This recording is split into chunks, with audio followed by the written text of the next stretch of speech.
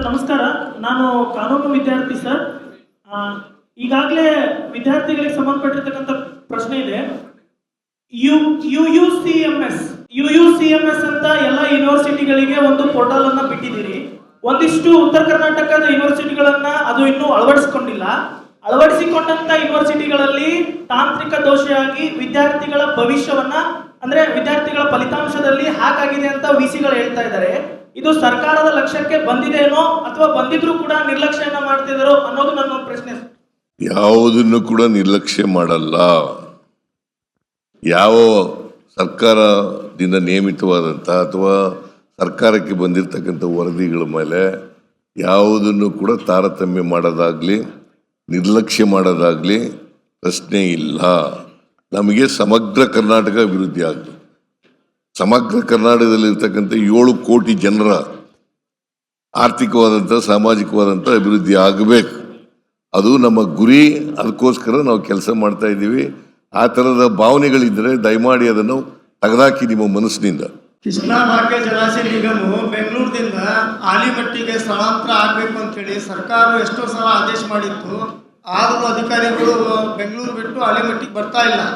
ಮತ್ತೆ ನಾನು ಒಂದು ರಿಟ್ ಪಿಟಿಷನ್ ಹಾಕಿದ್ದೆ, ಆಲಿಮಟ್ಟಿಗೆ ಕೃಷ್ಣಾ ಭಾಗ್ಯ ಜಲಾಶಯ ನಿಗಮ ಟ್ರಾನ್ಸ್ಫರ್ ಆಗಲಿ ಅಂತೇಳಿ.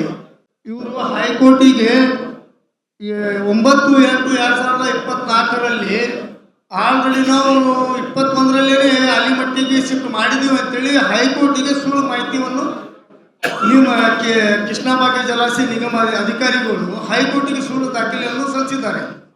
ಆಲಿಮಟ್ಟಿಗೆ ಹೋಗಿದ್ದೀವಿ ಅಂತೇಳಿ ಅದು ಹೈಕೋರ್ಟ್ ಡಾಕ್ಯುಮೆಂಟ್ಸ್ ತಂದಿದ್ದೀನಿ ಸರ್, ನಮ್ಮ ಗಮನಕ್ಕೆ ಇದೇನಿಲ್ಲ ಅಂತೇಳಿ ಬರಲಿ ಅಂತೇಳಿ ಡಾಕ್ಯುಮೆಂಟ್ಸ್ ನಿಮ್ಮ ಕೈಲಿ ಕೊಡ್ತೀನಿ ಸರ್. ಕೋರ್ಟಿಗೆ ಅವ್ರು ರಿಟ್ ಪಿಟಿಷನ್ ಹಾಕಿದ್ದಾರೆ.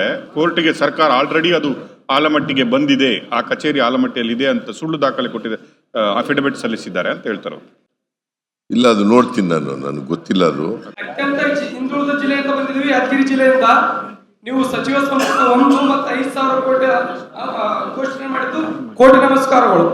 ಆದ್ರೆ 40 ವರ್ಷಗಳ ಕಳೆದೋಗಿದೆ ನಮ್ಮ ಸ್ವತಂತ್ರ ಸಿಕ್ಕು. ಯಾದಗಿರಿ ಜಿಲ್ಲೆಯಲ್ಲಿ ಒಂದು ಇಂಜಿನಿಯರಿಂಗ್ ಕಾಲೇಜ್ ಇಲ್ಲ, ಒಂದು ವಿಶ್ವವಿದ್ಯಾಲಯ ಇಲ್ಲ. ಕಾರಣ ಅಂದ್ರೆ ಕೂಲಿ ಕಾರ್ಮಿಕರದು ಗೂಳೆ ಹೋಗುವಂಥದ್ದು ಹೆಚ್ಚಿಗೆ ಆಗಿದೆ. ಯಾದಗಿರಿ ಗುಲ್ಬರ್ಗದಲ್ಲಿತ್ತು, ಹೊಸ ಜಿಲ್ಲೆ ಆಗಿದೆ, ಗೊತ್ತಾಯ್ತಾ. 371J ಆಗಿ 10 ವರ್ಷ ಆಗಿದೆ. ಈ ವರ್ಷದಿಂದ ಹೆಚ್ಚು ಹಣ ಖರ್ಚು ಮಾಡ್ತಾ ಇದ್ದೀವಿ.